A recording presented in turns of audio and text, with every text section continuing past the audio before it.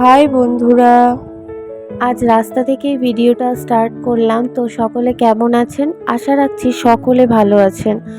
তো আজ সন্ধ্যেটা আমরা কিভাবে কাটাচ্ছি এবং কোথায় যাচ্ছি সেটাই ভাবলাম তোমাদের সঙ্গে শেয়ার করি।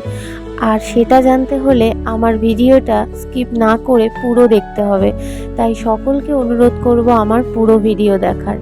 তো চলুন যাওয়া যাক, আজ কোথায় যেতে চলেছি। আজ নতুন গন্তব্যস্থল হতে চলেছে রুবি। তো আমার অন্যান্য গাড়ি চললে শরীর অসুস্থ হয়ে পড়ে, কিন্তু বাইক যত ইচ্ছা চড়তে দিন আমার কোনোই শরীর খারাপ হয় না।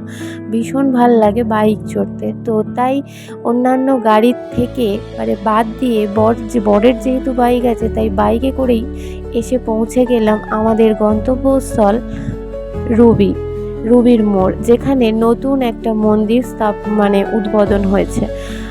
আর এই মন্দিরটিতে আছে জগন্নাথ দেব। মন্দিরের বাইরেটা তো ভীষণই সুন্দর, খুব সুন্দর।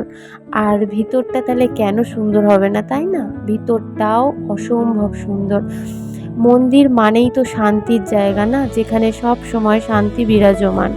আর মন্দিরটা যেহেতু কিছুদিন আগেই উদ্বোধন হয়েছে, তাই এখানে প্রচুর মানুষের সমাগম।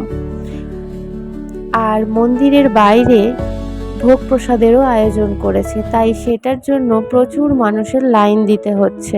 কিন্তু ভালো কিছু পেতে গেলে তো একটু কষ্ট করতেই হয়, তাই না? তো আমরাও কথা মতো লাইন দিয়েছিলাম। অবশেষে আমরাও ভোগ প্রসাদ গ্রহণ করতে পেরেছি।